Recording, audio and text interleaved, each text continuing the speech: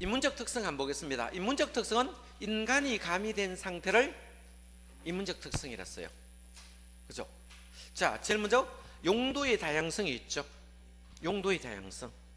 자, 그래서 인문적 특성에 보면 첫 번째 용도의 다양성이 있습니다. 인문적 특성은 용도의 다양성. 그래서 용도의 다양성이 있어요.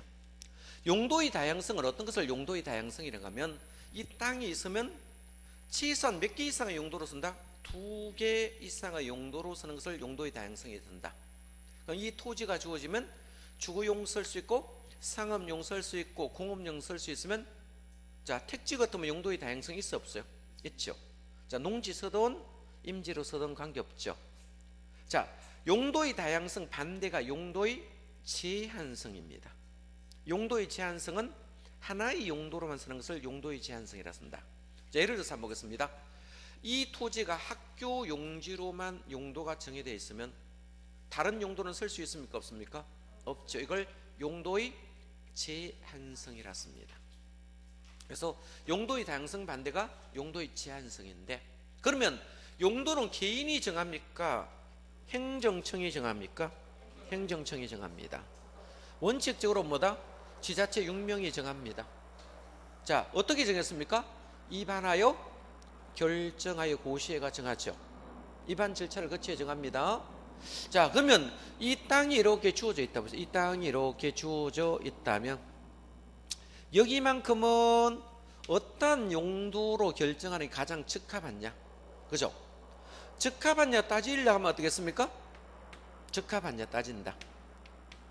이 땅은 어떠한 용도로 정하는 게 가장 적합하는 것을 우리가 적지론이라 씁니다. 자, 이 땅에 대한 적합한 용도를 결정하는 걸 적지론이라 쓰는데, 이걸 입안 절차를 거쳐서 결정하겠죠. 어떤 절차를 씁니까? 도시군 관리계로 결정한다라고 여러분 배웠습니다. 그렇겠죠. 그러면 이거를 결정하는 것을 부동산학에서는 채입니다. 채입니다. 자, 채대로 이용해야 되겠죠. 효력이 있어야 돼요, 없어야 돼요? 있어야 되겠죠. 그러면 어떤 용도로 결정하느냐를 이 땅이 최고 적합한 용도로 결정해야 되잖아. 그래 효력이겠죠. 이걸 채유효이용으로 판단한다라고 씁니다. 그죠? 뭐로 판단한다? 채유효이용으로 판단해야 되겠죠. 그러면 자, 여기서 채유효이용으로 판단한다 이 말은 용도를 행정청이 정할 때 입안 절차를 거칠 때 뭡니까? 절차를 다 거쳐야 됩니다. 기초조사하고 겠죠. 주민의 의견도 알고 들어야 되겠죠. 의회 의견도 듣고 협의하고 심의 이런 과정을 거치는 것을 채유효이용으로 판단합니다. 그렇겠죠. 자, 그러면 적지론하고 입지론이라는 용어가 있는데, 입지론은 뭡니까? 입지론, 땅의 위치를 결정하는 걸 입지론이라 씁니다. 땅의 위치를 결정하는 걸 입지론이라 쓰는데, 입지론은 땅은 움직입니까? 안 움직일까? 안 움직이죠. 입지론 부동성에서 노는 용어고요. 어디로 온다? 부동성으로 발생되면 입지론이 되고, 적지론 용도의 다양성에서 노는 용어가 된다. 그죠? 입지론 땅의 위치를 결정하면 입지론이 되고, 이 땅의 용도를 결정하면 적지론인데, 이 땅에 적합한 용도를 결정하는 것을 적지론 이렇게 씁니다. 되겠죠? 그럼 여기는 한번 보겠습니다. 자, 주거 용도로 결정하는 게 가장 적합하다면 주택으로 결정하겠죠. 자, 여기는 이만치면 뭐다? 자, 농지로 결정하는 것이 적합하면 농림지구로 결정하겠습니까? 하겠죠. 여기만치면 녹지로 결정하는 게 적합하다면 녹지로 결정하게 될 것입니다. 그죠? 여기만큼은 상업 용도로 결정하는 게 적합하면 상업 되겠죠. 이거는 공장으로 만드는 게 적합하면 공업 용도로 결정합니다. 자, 근데 시간이 흐르면 어떻게 될까요? 시간이 흐르면 용도가 바뀔 수 있습니까? 주택지가 부족할 수 있을까 없을까요? 주택지가 부족하면 이 농림지역을 뭐로 전환한다? 주택 용도로 전환할 수 있습니까 없습니까? 있죠. 이렇게 바뀌어가면 전환 중에 있어요, 없어요? 전환 중에 있겠죠. 아까 전환 중에 있는 것을 아까 후보 C라고 씁니다. 그죠? 전환 중에 있겠죠. 자, 그러면 여기만큼을 상가 용지가 부족하면 상가 용지로 바뀔 수 있어요, 없어요? 바뀌겠죠. 원래 주택이 있던 것을 요 주택 용지였잖아. 주거 용지가 현재로 뭐로 바뀌었습니까? 상업 용도로 이행하고 있습니까? 이행하고 있겠죠. 그러면 용도의 다양성 때문에 이행과 전환이 가능해요, 안 해요? 가능하겠죠. 이런 경우를 우리가 주택지로 전환되고 있습니까? 후부지되고, 요거는 뭐다? 상업적으로 이행 중에 있거든요. 그죠? 이행과 전환이 가능하죠. 그러면 이렇게 바뀌면 이 땅에서 이 땅으로 용도가 업그레이드 되어서 안 됐어요? 이걸 되겠죠. 이걸 경제적 공급이라 씁니다. 이걸 뭐다? 경제적 공급이 가능하다. 경제적 공급이나 용도적 공급이나 같은 말입니다. 경제적 공급이 가능하다. 다른 말로 용도적 공급이 가능하다, 이렇게 말을 쓰는 겁니다. 그렇겠죠. 똑같은 말입니다. 그러면 새로운 용도가 창조되었어요, 안 됐어요? 창조됐습니까? 창조적 이용이 가능하겠네. 뭐가 가능하다? 창조적 이용이 가능하죠. 그러면 주택이 새로 창조되고 과거의 농지는 없어지겠죠. 이걸 파괴된다고 쓰겠죠. 여기도 뭐다? 새로운 상업 용도가 만들어지면 과거 주거 용지는 파괴되겠죠. 왜 그러면 용도는 중복이 된다, 안 된다? 중복하여 지정을 할 수 없기 때문에 그렇습니다. 과거 용도는 없어지겠죠. 이걸 파괴된다라고 표현을 할 수 있습니다. 자, 그러면 용도의 다양성으로 파생되는 특징은 최이호 이용의 판단 근거가 되며 적지론이 되며 이행과 전환이 가능하며 되겠죠? 이행과 전환이 가능합니다. 창조적 이용이 가능하고 경제적 공급도 가능하대요. 자, 다 암기 다 했습니다. 했죠? 자, 평합 분할의 가능성을 한번 가보겠습니다. 평합 분할의 가능성. 자, 여러분의 입장으로 봤을 때 땅이 작으면 합치는 게 낫겠습니까? 합치는 게 낫겠죠. 자, 우리 아파트 단지는 어떻게 하겠습니까? 집단으로 조성하는 게 낫겠어요? 단독주택은 집단으로 조성해요? 아니죠. 그래서 아파트 단지는 집단으로 조성하기 때문에 거의 수용 방식을 많이 채택하고요. 단독주택 부지는 뭡니까? 환지 방식을 많이 쓰는 이유는 집단으로 조성할 필요성이 없겠죠. 그죠? 한 개 필지 하나, 필지 하나, 필지하잖아. 그죠? 자, 그러면 너무 작으면 합쳐야 되고요. 너무 크면 뭐다? 분할해야 돼요. 분할. 그래서 평합 분할의 가능성이란 말을 씁니다.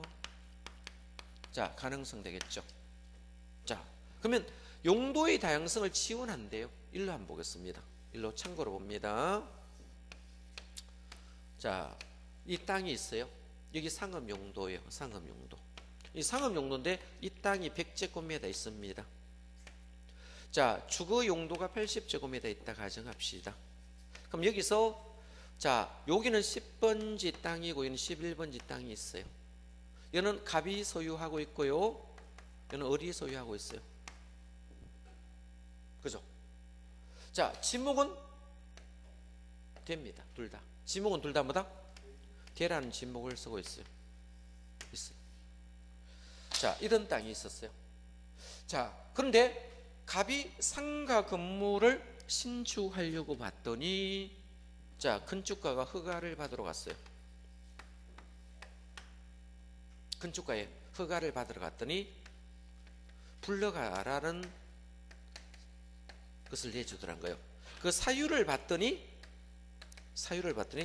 토지 분할 제한이 걸렸대요. 어디 걸렸다? 토지 분할의 제한이 걸렸다. 토지 분할. 자, 토지를 분할 때 최소 면적 위반입니까? 예, 최소 면적 하겠습니다. 그죠? 토지 뭐다? 최소 면적. 최소 면적이 위반해야 돼요. 자, 왜 그러냐가 공무원에게 물어봤더니 뭐다? 상업은 최소 면적이 150 이상이 됩니다. 그러면 최소 면적의 위배됨으로 인하여 상가 건물을 지을 수 있습니까? 없습니까? 없습니다. 상업은 최소 면적이 얼마 이상이 돼야 건물을 짓습니까? 150제곱 이상이 돼야 건물 짓거든요. 그럼 주택은 짓는 데는 관계없습니다. 주거는 얼마 이상이 된다? 60제곱미터 이상 되죠. 주거는 최소 면적이 얼마다? 60제곱미터가 되거든. 그럼 주택 짓는 거는 관계없는데 상가는 허가를 안 내주겠대요. 그죠? 이럴 때는 요건이 만족되지 않으니까 면적 위반이니까 뭐다? 불허가 사유를 되겠죠. 그래서 상가를 짓고 싶은데 갑은 옆에 땅을 사놓을 수 있어 없어요? 사놓을 수 있겠죠. 매수하면 돼요. 사놓을 수 있습니다. 사놓으면 소유자가 동등해졌습니까? 안 했습니까? 등기하면 소유자가 동등했죠. 집안이 연속돼서 안 됐어요? 집안이 연속되죠. 자, 소유자가 동등하고 집안이 연속되며 축적이 동일해야 됩니다. 뭐가 동일하다? 축적이 동일하다면. 만약에 여기 축적 보겠습니다. 축적이 600분의 1입니다. 여기도 600분의 1이라 봅시다. 축적이 동일하다면. 뭐가 동일하다? 축적이 동일하다면 합필 요건이 되겠죠. 합치면 됩니다. 합병은 우리가 병합은 청량합니까? 안 합니까? 안 합니다. 분할은 청량합니까? 분할은 청량합니다. 자, 우리 공시법에 시험 넣을 때 병합은 뭐 하지 않는다? 청량을 하지 않고 그냥 합치면 돼요. 합치면 얼마나 옵니까? 180제곱미터 나오죠? 180제곱미터 나옵니다. 자, 그러면 국토이용계획으로 가면 합쳐도 얼마입니까? 330제곱미터 이하의 땅 맞죠? 330제곱미터 이하 땅이잖아. 그러면 대지가 둘 이상의 용도지역에 걸쳐 있는 경우에는 어느 쪽에 행위정합니까? 넓은 쪽에 행위정한 정하겠죠. 누가 땅이 넓어요? 상업이 되겠죠. 그러면 상업 지으면 돼요. 그죠? 상업을 지으면 된다. 자, 그러면 150 조건 만족했습니다. 140m 최소 면적 이상이 되었습니다. 되겠죠? 180이 되고 뭡니까? 상업 용도 건물 지어도 돼요. 건폐율과 용적률은 어떻게 되겠습니까? 예? 가중 평균 하시면 돼요. 그죠? 그럼 여기는 상업에 대한 건폐율 용적률 지고 이건 주택에 대한 있겠죠. 이걸 가중 평균해서 여기 건물 지으면 되겠죠. 앞으로 당기든 뒤로 당기든 관계없어요. 그러면 대서성 상가 건물 같으면 앞으로 당겨지겠죠. 이렇게 당겨 지을 수 있습니다. 이렇게 지을 수 있죠. 이만큼 짓겠죠. 이렇게 상가 건물 뒤에 주차장서만 돼요. 적용하고. 그러면 용도의 다양성을 지원했어요, 안 했어요? 네? 뭘 한다? 용도의 다양성을 뭐다? 지원합니다. 뭐 할 수 있다? 지원한다. 지원해 줄 거 없고 별표. 자, 병합분할에 가서 용도의 다양성을 지원하는 기능을 갖고 있습니까? 자, 지원이란 말이 나왔네. 지원. 지원이 나오면 어디 나온다? 병합 분할의 가능성이 있는 용어입니다. 사례를 하나 들었고요. 자, 그럼 1번 좀 중요하니까 봐두고 2번 합병으로 인한 증강가, 분할 증가, 강가 가능하고요. 자, 3번도 좀 봐둬야 됩니다. 자, 부동산 관계장에 한정가격이 존재한다 했죠? 한정가격이 뭔가 하면요. 자, 일본말인데 한정가격이 뭔가 하면 일본말인데 그죠? 알박기 그죠? 이렇게 안 보겠습니다. 이렇게 보겠습니다. 그죠? 자, 여기 이제 10번지 땅이 있고요. 여기 10-1번지 땅이 있어요. 이렇게 있어요. 갑이 소유하고 있는데 을이 여기 알박기를 해놨어요. 뭐를 해놨습니까? 알박기를 해놨어요. 그러면 여기 땅하고 여기 땅이 있거든요. 자, 여기 땅은 갑이 갖고 있는 땅은 좀 넓어요. 400제곱미터나 됩니다. 좀 커요. 400제곱미터 되는데, 자, 여기 을이 갖고 있는 것은 조그만해요. 40제곱미터밖에 안 돼요. 알박기 조그마히 사놨어요. 그죠? 그러면 갑의 입장은 이제 건물 지으려니까 이렇게 지어야 되잖아. 보기 싫고 나중에 임대 낼 때도 뭐다? 임대도 잘 안 나오겠죠. 불합리하겠죠. 그래서 여기에 평균의 정상 가격으로 봤더니 정상 가격, 즉 시장 가격으로 봤더니 그죠? 제곱미터당 한번 보겠습니다.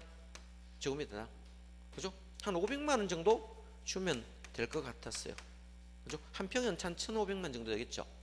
도로 가니까 비쌉니다. 그죠? 그런데 이 갑이 살려고 하니까, 을 보고 팔으라니까 뭐 어디 걸렸습니까? 갑하고 을하고 한정가에 걸렸습니까? 안 걸렸습니까? 예? 자, 만약에 이길 정이라는 사람, 여기 땅을 갖고 있는 사람, 정이라는 사람이 사면 정상적 가격은 뭘까? 지금에도 500만 원밖에 못 받을 건데, 누가 팔으라니까? 갑이 팔으라니까 3배 내락하는 거예요. 3배 내니까 뭐다? 1,500만 원 내락하는 지금에도다. 그러면 한 평이 얼마다? 한 4,500만 원 정도 되잖아. 엄청 비싸죠?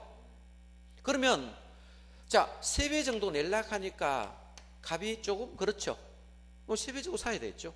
어떤 거는 10배 내려고 할 수도 있습니다. 그죠? 그러면 3배 내라니까 뭐다? 제곱미터당 1,500만 원 주고 사들여야 돼요. 뭐에 걸렸습니까? 한정가에 걸렸거든요. 그죠? 그러면 요거는 만약에 움직이면 다른 데 갖다 버리고 딴 땅에 갖다 끼워 넣으면 되는데, 이동할 수 있습니까? 없습니까? 없죠. 뭐와 걸렸습니까? 예? 부동성과 결합하여. 자, 원래 시세보다 더 많이 줬어요, 안 줬어요? 누가 살 때는 비싸게 돌락합니까? 갑이 살 때 이 한정가격 조절하는 거예요. 옛날에는 중개업자들이 이런 거 위치 더 가지고 알박기 굉장히 많이 해가지고 불로소득을 많이 창출했거든요. 그죠? 자, 그래서 이런 것 때문에 어떤 데는 병원 같은 거 짓는데 집 한 집 중간에 이게 또 그죠? 이렇게 되는 거 있거든. 이거 못 사드가 그래요. 워낙 많이들 하니까 한 2배, 3배 더 같으면 사들 건데 10배 내라니까 하면 어떡해요? 너무 비싸잖아. 너무 황당하잖아. 이거 뭐에 걸렸습니까? 한정가격에 걸려 그렇습니다. 이걸 한정가격이라고 씁니다. 뭐가 작용해요? 부동성과 작용하여. 얘는요, 갑과 을에서 하나에 발생한다 해서 한정가격. 일본 말은 한정가격이고 우리나라 사람들은 알박기라 불러요. 이거 알박기라 부릅니다. 한정가격이 걸린다 이렇게 됩니다. 그러면 여기 가격하고 여기 가격이 같아야 달라요? 다르죠. 가격이 다른 것을 우리가 획지라 씁니다. 여기는 제곱미터 가격이 한 500 정도 한다면 여기는 1,500이잖아. 그죠? 그럼 1,500만 원 되니까 이건 1,500만 원 되니까 뭡니까? 이 가격하고 이 가격이 같아야 달라요? 다르죠. 이것도 획지예요. 되겠죠? 획지와 획지를 플러스한 것을 우리가 플로테지라 씁니다. 이걸 뭐다? 플로테지 현상. 이걸 뭐다? 플로테지 현상. 토지 이름입니다. 플로테지 현상이 발생했대요. 뭐가 발생한다? 플로테지 현상이 발생한대요. 되겠죠? 자, 한번 읽어보시면 되겠고, 이 플로테지 현상은 지금 여러분 책에 안 보이는 것 같네? 그렇죠? 자, 4번 합니다. 자, 토지를 병합함으로 뭐를 대량으로 하면 평균 비용이 떨어질 수 있습니까? 평균 비용이 떨어지는 걸 규모의 경제라 씁니다. 뭐를 대량으로 함으로써 평균 단가를 떨어뜨릴 수 있습니다. 이걸 규모의 경제가 발생할 수도 있다 라고 쓰면 되겠죠. 자, 위치의 가변성 3가지 있습니다. 사경행이 있습니다. 사회적, 경제적, 행정적 위치 가변하겠죠. 자, 사회적 한번 보겠습니다. 공장 전입, 공원 폐지, 학교 이전 되겠죠. 공원 폐지하고 학교 이전만 한번 봐둘래요. 보시고, 경제적 위치는 자, 교통만 줄 건 없습니다. 교통. 자, 교통이 들어오면 무조건 경제입니다. 되겠죠? 행정은 뭡니까? 정책만 줄 건 없습니다. 정책만 밑줄 그으면 되고요.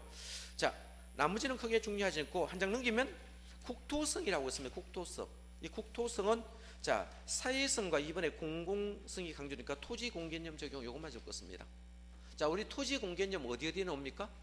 국토성과 부정성에만 나왔습니까? 아까 부정성에 토지 공개념 있었죠? 자, 그러면 자연적 특성은 뭐다? 부정성 때문에 토지 공개념이 들어왔고, 이 문제는 국토성 때문에 토지 공개념이 들어왔다. 이렇게 정리하시면 되겠죠. 그럼 여기 총론 이렇게 하면 3문제 끝났거든요. 자, 한 장 넘기면 부동산 속성이라고 있는데 시험 잘 안 오는데 그냥 참고로 보겠습니다. 그죠? 참고로 보는데 공간성이란 개념을 그냥 참고로 안 보겠습니다. 가볍게 보세요. 55페이지 공간성이 있는데 이 공간성을 민법에 있는 내용이니까 잠깐 설명하겠습니다. 공간성과 위치성만 좀 보겠습니다. 자, 공간성과 위치성인데 자, 일로 볼래요? 자, 공간은 뭐 때문에 왔습니까? 영속성 때문에 들어온 용어입니다. 뭐 때문이다? 영속성과 밀접한 관련인데, 지구라는 것이 있으면 지구 일러볼래요. 지구 잘 안 나오니까 그냥 보시라고. 자, 지구가 있으면 지구의 표면이 있어요, 없어요? 있죠? 지구의 표면을 사용할 수 있는 권한이 있겠죠. 이걸 지표권이라 씁니다. 지구라는 것을 칼로 단면을 제가 잘랐다 보겠습니다. 이렇게 한번 잘라 보겠습니다. 단면을 자르면 지구 중심부가 있을까요, 없을까요? 지구의 중심부가 있겠죠.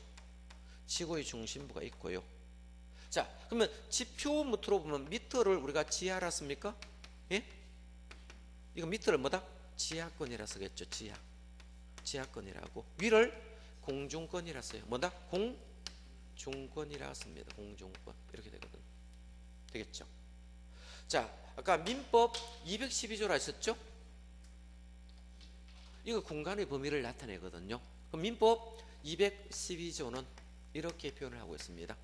민법 212조는 정당한 이익이 있는 범위 내에서 토지의 상하에 미친다고 말했습니다.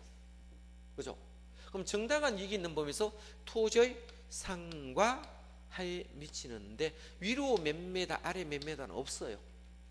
추상적 개념으로 보통 말을 하고요. 위로 몇 메다는 뭐다? 사회 통념상 인정하는 높이가 되니까 일조권과 조망권 이런 걸 들 수 있습니다. 자, 그러면 민법이니까 결론적으로 여기 안에는 민법이니까 사적입니까? 공적입니까? 사적이죠. 위로는 뭐다? 사적 공정권이라 씁니다. 이걸 뭐다? 사적 공중권이 있을 것이고, 그죠? 아래는 뭐다? 사적, 그죠? 지중권이 있겠죠? 지중 공간이 있을 거예요. 지중 공간이 이렇게 있어요. 그러면 사적 공중도 있고 사적 공중 공간도 있을 거고, 그죠? 사적 지중 공간이 있고. 자, 요거를 우리가 땅 밑으로 내려가면 한계, 끝까지 있는 것을 한계점이라 씁니다. 어디로 내려갔습니까? 중심지를 상했죠. 이걸 한계심. 도면상으로는 이걸 한계심도라 불러요. 뭐라 본다? 한계심도라 이렇게 불러요. 되겠죠? 한계심도. 한계심도는, 자, 서울시는 최대를 얼마라고 했으면 다른 데는 없어요. 어디만? 서울시는. 서울시 기준으로 보겠습니다. 지하철 15호선까지 뭐다? 최대 얼마까지 됩니까? 40m까지 돼요. 얼마? 40m까지 인대입니다. 여기까지 인정합니다. 그러면 한계심도 이내가 있으면 손실보상합니까? 그러면 땅 밑을 받으면 땅 밑에 자갈도 있고 모래도 있어요. 자갈도 있고 뭐다? 모래 같은 거 있죠. 자, 자갈, 모래, 지하수는 이런 것은 사적 지정 공간 맞죠? 자, 예를 들어서 여기 일조권, 조망권이 있습니까? 일조권이라든지 조망권은 어디에 들어갑니까? 사적 공중관에 들어가겠죠. 이렇게 들어가고요. 여기 밑으로 갑니다. 이 한계심도 밑으로 가면 공적이 되는 거예요. 뭐다? 공적 지중 공간이 돼요. 이걸 우리가 공적 지중 공간이 돼요. 땅 밑에 있죠? 공적 지중 공간은 손실보상 안 해줍니다. 그래서 가장 시험에 논 적 있는 게 미치해굴된 광물이 돼요. 이 미치해굴된 광물은 공적 지중 공간이니까 개인의 소유권 효력이 미치지 않는다 보시면 되고, 위로 올라가면, 자, 어디까지 올라갔어요? 어디까지 올라갔습니까? 대기권까지 되겠죠. 이걸 공적 공중공간이라 쓴다. 이걸 뭐다? 공적 공중공간이 되겠습니까? 공적 공중공간인데, 자, 가장 대표적으로 전파 같은 거 있습니까? 전파 있죠. 이 전파권이라고 부르겠습니다. 그건 줄여서. 그죠? 항공기 날아가니까 항공권이라 씁니까? 항공기 통행권을 줄여서 그냥 항공권이라 부르겠습니다. 이런 등등은 공적 지중 공간이 됨으로 인하여, 자, 이런 거는 손실보상 관계 없겠죠? 자, 이렇게 나누고, 그러면 지표권이 이렇게 있으면 이걸 수평 공간이라 부르면 이걸 뭐다? 수평 공간이라 불러요. 뭐라 본다? 수평 공간이라 부르고, 공중권을 뭐다? 자, 공중을, 자, 공중 공간이라 봅니다. 공중 공간이라 부르면 되고요. 지하를 지중 공간이라 부르면 되겠네. 이걸 지중 공간이라고 불러요. 그죠? 자, 공중과 지중을 합쳐서 보통 입체 공간이라고 말을 씁니다. 이걸 뭐다? 입체 공간이라고 부르고요. 수평과 입체를 합쳐서 자 3차원 공간이 됩니다. 3차원 공간도 입체 공간 맞습니까? 자 이것이 입체니까 이것도 다른 말로 입체 공간이 됩니다. 입체 공간이 된다. 이렇게 정리하시면 되겠죠. 자 그러면 소유권의 우리 민법의 소유권의 범위는 3차 공간을 전부 합친 개념이 아니에요. 합친 개념을 총괄하 습니다. 합친 개념이고 이 소유권을 바라볼 때 복합 개념으로 봤어요, 안 봤어요? 복합 부동산은 뭐다? 어떤 개념으로 온다? 복합 개념으로 이해한다. 이렇게 정리하시면 됩니다. 자 이렇게 정리하시면 되고 그냥 가볍게 안 보겠습니다. 한번 읽어드리겠습니다. 자 공간 개념이 있거든요. 자 부동산은 공중 공간도 있고 수평 공간도 지중 공간이 있습니다. 이걸 다 합친 것을 3차원 공간으로 구성되어 있다. 이런 말이죠. 있다. 공중과 지중을 합쳐서 입체 공간이라 썼겠죠. 쪽에 다 적어놨는 거고 되겠죠. 자 적어놓은 거 또 적어놨습니다. 또 적어놓고요. 그죠? 자 이거는 4번에 뭐하겠다? 영속성 때문에 들어온 용어다. 뭐 때문에 들었다? 영속성 때문에 들어왔습니다. 그죠? 자 보시고 공간적 범위 2번으로 한가 보겠습니다. 공간적 범위 보니까 자 토지는 물리적 공간은 자 지구를 중심으로 공주로 무한대이다라고 씁니다. 자 그러면 물리적 공간에 보면 지중으로부터 지구를 중심으로 공중으로 무한대이다 하면 맞아요? 틀려요? 무한대는 아닙니다. 이거 무한대가 아닙니다. 어디까지입니까? 대기권까지 끝납니다. 무한대를 하면 안 됩니다. 자 토지 소유권은 공간적으로는 사회 통념이나 법으로 구현하는 범위에서 경제적 인정하는 한도까지만 한다고 밑에 해설해 놨네. 무한정 올라가는 건 아니잖아요. 그림상으로. 그죠? 자 사적은 요까지입니다. 공적은 대기권까지입니다. 무한정 올라간다고 기초를 한번 했어요. 그게 틀린 답이었어요. 그죠? 밑에 해설해 놨고 2번 한번 봅니다. 민법 212조 한번 보겠습니다. 자 토지의 소유권은 정당한 이익이 있는 뭐에 토지의 상하에 미친다고 규정하여 있습니까?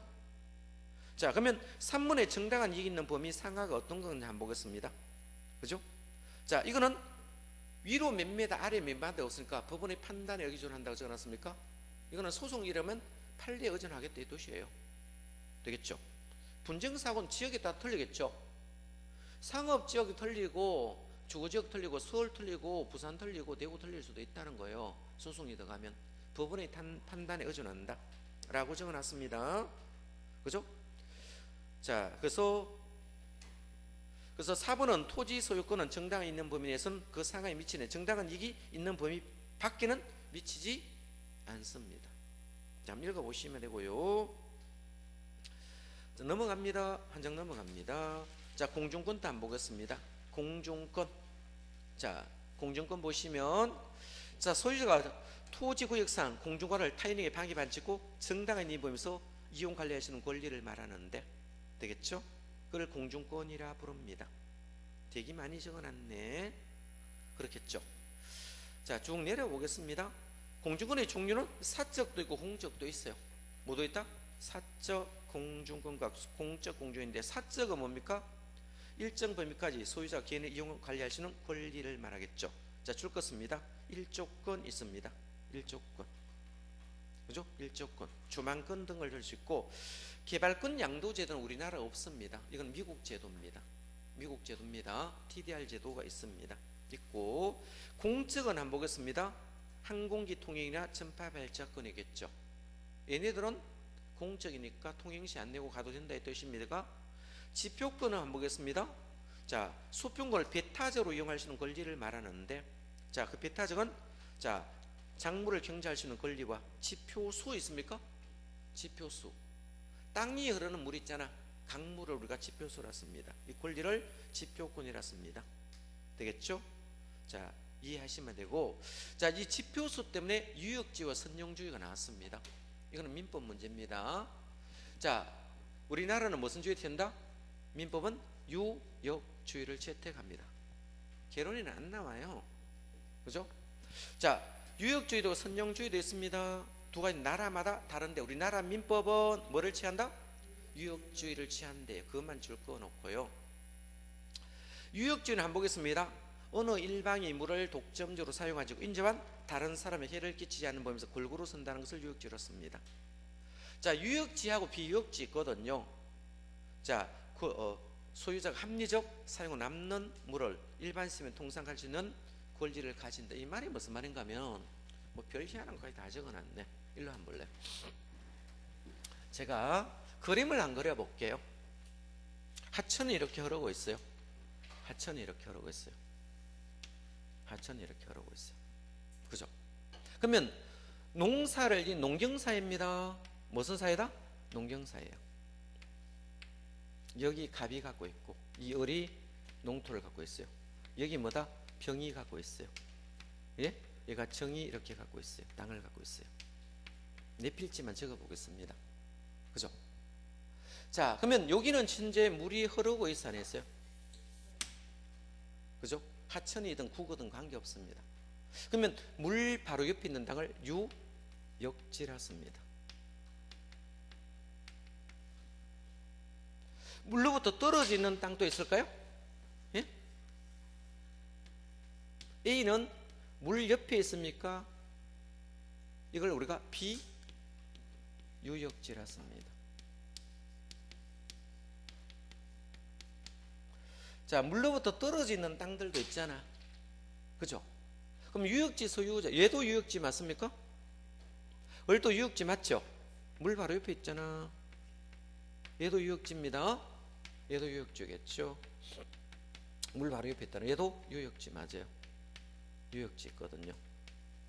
그러면 이런 유역지 소유자가 있을 때는 위에 사람이 물을 먼저 쓰죠. 정상적인 물을 써야 되잖아. 이거를 물기를 다른 데로 옮기면 돼야 안 돼요? 여기 막으면 된다 안 된다? 안 된다는 거예요. 정상적으로 흐려야 됩니다. 얘와 얘는 용수권이 동등하다는 거예요? 안 다르는 거예요? 동등하다는 거예요. 얘하고 얘도 위에서 물을 쓰잖아요. 밑에도 물 써야 되겠죠. 얘와 얘는 용수권이 동등해야 하네요. 똑같아요. 물을 골고루 써야 된다 이 말이고, 유역지 소유자와 물로부터 떨어져 있는 소유자겠죠. 얘는 용수권이 동등하다는 거예요? 안 하다는 거예요? 안 하다 이 말을 지금 하고 있는 거예요. 여기서 참고로 보시면 되겠죠. 자, 선용주의는 우리가 사막 같은 데 주로 많이 써요. 물을 먼저 발견한 사람이 물을 먼저 써요. 그죠? 먼저 물을 발견한 사람이 물을 먼저 쓰고 남는 물이 있으면 다음 사람이 쓰는 거예요. 그죠? 이걸 선용주의라 씁니다.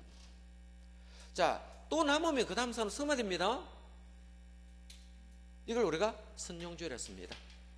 자, 우리 선용주의 한번 읽어보겠습니다. 자, 먼저 온 사람이 물을 독점적으로 사용하고 남는 물이 있으면 다음 사람이 사용합니다. 없으면 못 쓰는 거예요. 그렇죠? 수로 인접하지 않더라도 먼저 온 사람이 수로를 변경해 우선적으로 사용할 수 있겠죠. 이걸 선용주의라 쓴다. 읽어보시고 지하권도 있는데 한번 볼까요? 지하권 많이 적어놨네. 되겠죠? 자, 3번만 한번 읽어보겠습니다. 3번만 보겠습니다. 우리나라 광역권의 객체가 있습니까?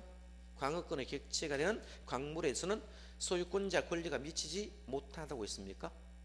자, 우리가 광물은 뭡니까? 공적 지중입니까? 사적입니까? 공적이니까 개인의 소유권 효력이 미치지 않는다. 여기 몇 번 기출했거든요. 자, 그것만 한번 봐두시고요. 자, 5번 단 봅니다. 구분지상권 한번 보겠습니다.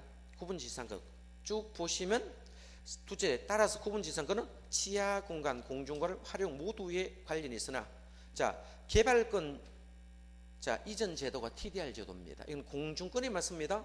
용적률 인센티브도 공중공간 활용 관련이 있습니다. 이걸 지중공간 활용 관련해가 틀렸습니다. 자, 그러면 개발권 이전 제도나 용적률 인센티브는 지하와 관계 없습니다. 시험에는 지중공간 활용 방법으로 쓴다고 기출을 한 적이 있기 때문에 그것만 좀 조심하시면 되고, 자, 위치성으로 한번 가보겠습니다. 위치성 보시면, 자, 부동산 위치는 물리적 위치도 있고 이 물리적 위치를 절대적 위치라 합니다. 자, 경제적 위치를 상대적 위치로 나눴습니다. 거기 나면 물리적 위치와 경제적 위치로 나눈다면 경제적 위치를 상대적 위치라 씁니다. 되겠죠? 자, 그러면 아래에 보시면 접근성이란 용어 정리 한번 보겠습니다. 접근성. 접근성은 어떤 목적물에 도달하는데, 자, 줄 것입니다. 거리적, 경제, 시간적 부담이 모두 적은 것을 말하고 있습니다. 접근성하고 근접성은 다른 용어예요. 자, 접근성하고 근접성이라는 용어가 있는데 같은 용어 아닙니다. 접근성하고 근접성은 달라요. 근접성은 뭡니까? 거리만 따지고 부담만 적은 거. 이거는 자, 시간적, 경제적, 거리적 부담입니다. 이 세 가지를 다 따지는데 가장 중요한 것은 역시 경제적 거리가 제일 중요합니다. 자, 그러면 접근성은 시간적, 경제적, 거리적 부담이 모두 적어야 됩니까? 네? 부담이 모두 적어야 되고, 자, 여기 근접성은 거리적 부담만 적으면 돼요. 이것만 적은 것을 지금 말하고 있다.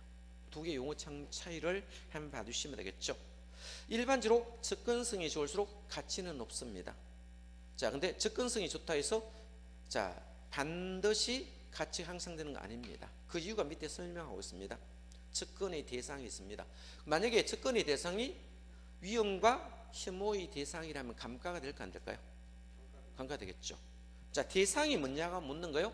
위험과 혐오의 대상이라면 접근성이 좋더라도 가치는 떨어지는 겁니다. 위험 대상이든 혐오의 대상이 되면 당연히 경제적 감가가 일어나고요. 자, 접근의 정도가 지나쳐도 오히려 뭐다? 안 좋을 수 있겠죠. 그죠? 일반적으로 접근이 좋으면 가치가 높은데 지나치면 가치가 낮을 수 있죠. 시장 안의 주택이라고 있습니까? 시장은 상업 용도입니다. 주택은 주택 용도겠죠. 적합 원칙에 위배되므로 경제적 감가가 일어났습니다. 되겠죠? 세 번째도 한번 보겠습니다. 용도와 접근성 한번 봅니다. 주거이냐 상업이냐 공업용이더라 어떤 용도이더라 접근성 판단 기준이 달라집니다. 주거는 뭐로 따진다?